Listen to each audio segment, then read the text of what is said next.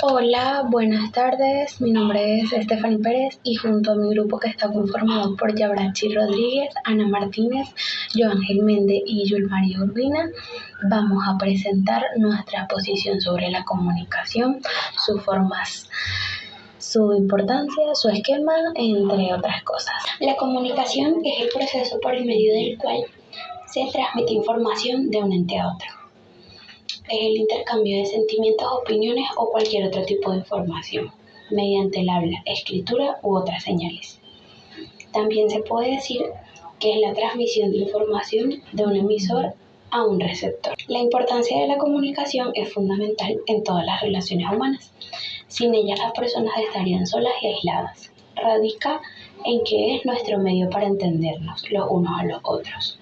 Es nuestra herramienta para conseguir lo que necesitamos y lo que queremos, así como lo que somos, ya sea en vida personal o en los negocios. Genera interacciones positivas entre las personas, facilita la coordinación y fluidez en las relaciones humanas y también aumenta la productividad y eficiencia en las tareas.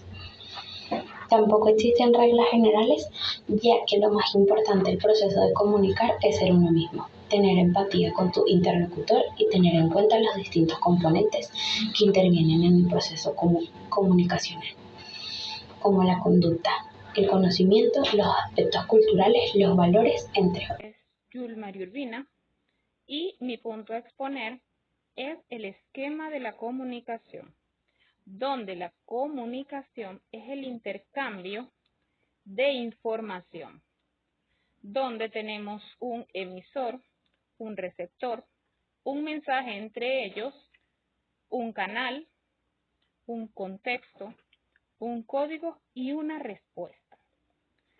¿Cómo comenzamos? Donde el emisor es aquella persona que transmite la información, bien sea un individuo, un grupo de personas, una máquina, televisor, radio, teléfono celular. Ellos son los que transmiten una información. ¿Cuál es la información? Es el mensaje. El mensaje es esa información donde le comunicamos a cualquier tipo de persona, bien sea dos personas, grupal, lo vimos por periódico, por radio, por redes sociales, las noticias por la televisión, todo lo que vemos es un mensaje. Tenemos también hasta el lenguaje de señas, es un mensaje. ¿Quién recibe ese mensaje? El receptor. ¿Quién es el receptor? El receptor es la persona, individuo, que recibe toda la información que se le está transmitiendo. Por ejemplo, yo quiero comunicarme con mi familia, yo soy el emisor, mi familia es el receptor y el mensaje es vía telefónica. Yo lo estoy llamando, le estoy dando cualquier información.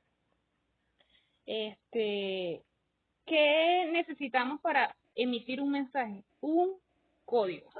¿Cuál es ese código? Es el conjunto de signos que el emisor utiliza para codificar un mensaje, donde el receptor pueda entender y decodificar para que exista una comunicación efectiva. ¿Cómo así? Si yo hablo español, no le puedo hablar a una persona que hable francés, porque no me va a entender. Igualmente pasa si viene una persona a hablarme en inglés y yo no sé nada de inglés. O sea, no va a haber una comunicación efectiva porque no hablamos el mismo lenguaje. Eso es lo que necesitamos, un buen código de comunicación para poder entendernos unos con otros. ¿De qué manera nos podemos comunicar? Tenemos muchas maneras. A eso le hablamos el canal. El canal es el elemento por donde el emisor transmite la información a su receptor. Les voy a dar nuevamente el ejemplo del teléfono. Tenemos el teléfono, tenemos la radio, el periódico, que aunque no hable, tenemos nos transmite una información. El periódico es el emisor y nosotros el receptor. También tenemos la televisión, las redes sociales. Son muchos hoy día, muchos los canales que podemos utilizar para transmitir información. ¿Cuál es el contexto que necesitamos? En muchas circunstancias es el acto comunicativo que nos rodea y permite comprender el mensaje adecuadamente. ¿Qué otra información podemos tener? La respuesta que nos da el receptor a nosotros como emisor. En este caso, podríamos ver la reacción de la persona al nosotros darle la información, su manera de responder o simplemente su respuesta. Ejemplo, yo llamé a mi papá. El mensaje es: papá, ¿cómo estás? Vas a ser abuelo. Un ejemplo. La reacción de él o su respuesta es: estoy bien, gracias a Dios. Qué bueno, me alegro mucho. O sea, son respuestas que damos o recibimos de nuestros receptores. Sin más nada que agregar, esto es todo lo referente a mi exposición sobre el esquema de la comunicación. Ya sabemos que hay un emisor, un mensaje, un receptor. Para que ese mensaje pueda llegar al receptor, ambos deben hablar el mismo código, tener el mismo código. El canal es indiferente y verificar qué respuesta tiene el receptor. Muchas gracias por su atención. Lo dejo con mi próximo compañero. Buenas tardes, mi nombre es Yorachi Rodríguez y voy a hablar sobre formas de comunicación. Podemos encontrar varias formas de comunicación, que son periódicos, redes sociales, correos electrónicos, correos postal, fax, cine, historietas y teléfono.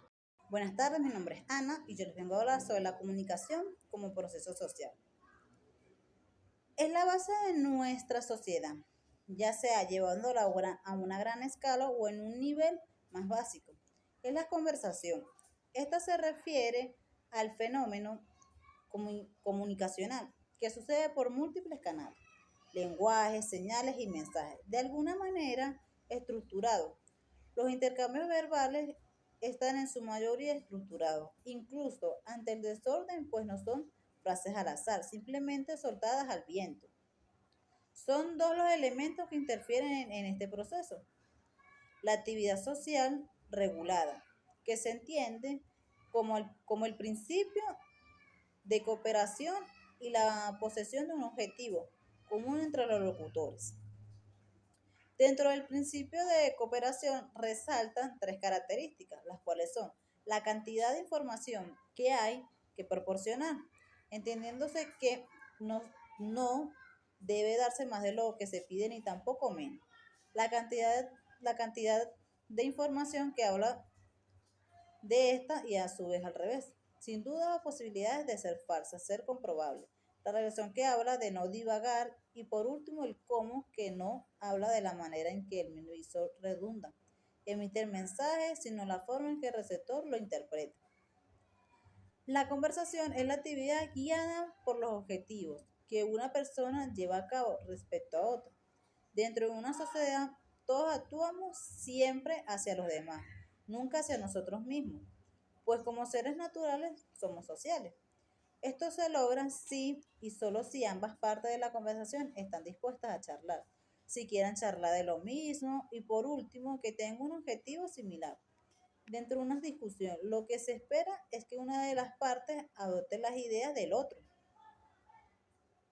La conversación es una conducta perfectamente planificada.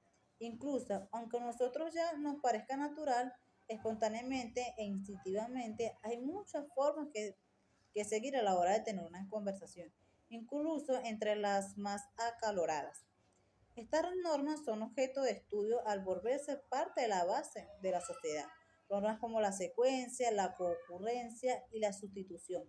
De esto, lo que más resalta es el principio del turno, tal vez la muestra más civilizada del hombre.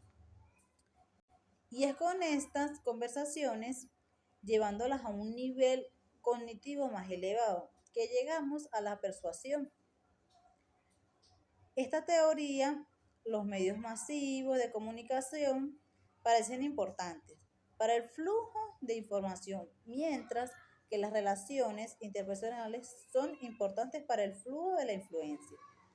Hoy en día, las relaciones economía versus Estado y Estado-economía tienen la influencia y los medios manejan la información que necesitamos oír, no solo porque es la que ellos quieren que sepamos, sino porque es la que nosotros mismos exigimos. Incluso, siendo nuestro sistema televisivo un monopolio, incluso cuando habla de libertad de elección o diversidad, en absurdo, seguimos teniendo el control de lo que vemos y de lo que no. La persuasión se da no gracias a un sistema impuesto de creencias, sino a un cambio de persuasiones. Se da un mensaje de acuerdo al público que lo va a recibir, nunca al revés. Esta es la teoría de la perspectiva. La teoría funcionalista sostiene que el cambio de actitud depende de la medida en que la comunicación persuasiva va con las necesidades personales y sociedades del receptor. Si la comunicación se dirige a una necesidad diversa de la que cimenta la actitud, entonces no habrá efectos de persuasión. Es decir, que uno no se acerca a una mesa que adora el color azul y se persuasiva a adorar el color naranja, sino que se toma a otra que le gusta la violeta y se le persuasiva para que le guste el azul, porque esa multitud ya estaba orientada a ese color. Incluso la coherencia consistiva, todo gira en torno a pertenecer a una sociedad, en algún grupo, a ciertas clases. Nuestras acciones siempre son en referencia a los terceros. Como todo modelo de comunicacional, para la persuasión necesitamos un emisor a un mensaje y un receptor. Ya hemos visto que el emisor debe estar orientado al receptor y que el receptor debe tener su atención en el receptor. Pero ¿qué hay del mensaje? Se han efectuado numerosas investigaciones para analizar las variables del mensaje, entendiendo por estas características, emotivas o racionales, que inyectan tanto en el emisor como en el receptor, volviendo el mensaje como persuasivo y finalmente la estructura de este. Muchas gracias por su atención, espero le haya gustado. Hasta luego. Sobre tipos de comunicación. Podemos encontrar dos tipos de comunicación, la comunicación verbal y la comunicación no verbal. La comunicación verbal se caracteriza por las palabras que se utilizan en la interacción entre él y ella, emisor y receptor, así como por el tono de voz. Aún así, dichas palabras se pueden expresar a través de la comunicación oral, mediante signos orales o palabras habladas, y así comunicación escrita a través de códigos escritos.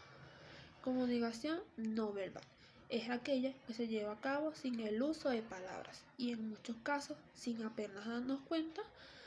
El contacto visual, los movimientos de manos y brazos, la expresión facial o la postura y la distancia corporal. Buenas tardes, mi nombre es Joan Ángel Méndez y le vengo a exponer sobre los códigos lingüísticos. Estos se refieren a la comunicación que utilizan los individuos para transmitir un mensaje. Esto implica que los códigos lingüísticos se basan en algún idioma, que puede ser escrito u orales. Los elementos que componen un código lingüístico deben ser interpretables de manera semántica para que puedan realizar un intercambio de información. Existen dos tipos de código lingüístico, el natural y el escrito. En la lingüística y en la filosofía del lenguaje, un lenguaje natural en cualquier lenguaje se ha evolucionado naturalmente en los humanos a través del uso y repetición, sin un planteamiento o predictación consciente. Los lenguajes naturales pueden tomar distintas formas, ya sea lenguaje de habla o de señas. Se distingue de los lenguajes construidos y formales, como aquellos que utilizan programas de computadora o estudiar lógica. Entre las manifestaciones de los códigos naturales destacan la comunicación oral y el lenguaje de señas. La comunicación oral Este es el proceso de transmitir información o ideas o ideas de manera verbal de un individuo o grupo a otro. La mayoría del tiempo de los individuos utilizan comunicación oral. Esta puede ser formal o informal. Existen muchas ventajas de la comunicación oral. Si el tiempo es limitado y se requiere de una resolución rápida, puede ser mejor tener una comunicación cara a cara o por teléfono a su alternativa escrita.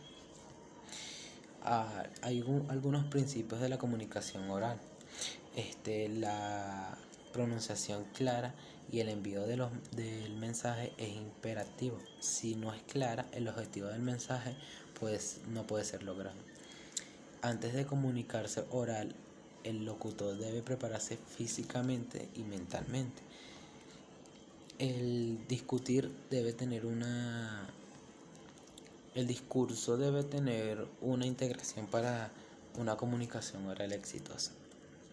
También es necesario ser preciso para que la comunicación sea efectiva. El significado de las palabras debe ser específico. También tenemos el lenguaje de señas.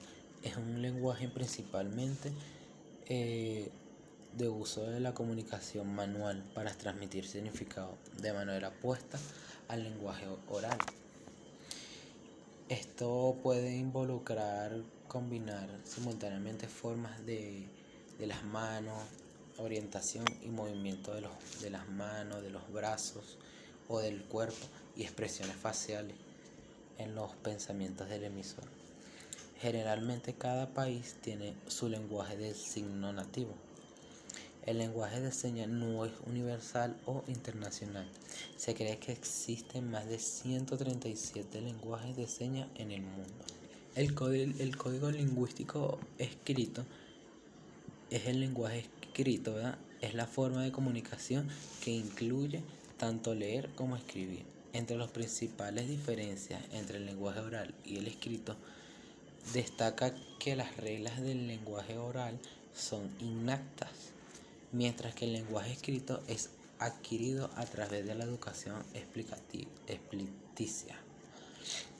El lenguaje escrito es la representación de un mensaje hablado o de gestos por un medio de sistema de escrito.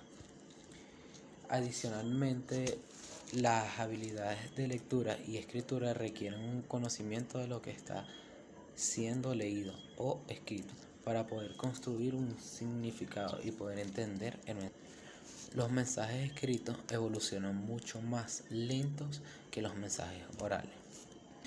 La diferencia entre el código lingüístico natural y el código lingüístico escrito es que los escritos usualmente son permanentes, mientras que la comunicación oral puede ser corregida a medida que se genera. Un texto escrito puede comunicarse a través del tiempo y el espacio, siempre y cuando el lenguaje particular y el sistema de escritura se entienda, mientras que la comunicación oral generalmente es usada para interacciones inmediatas.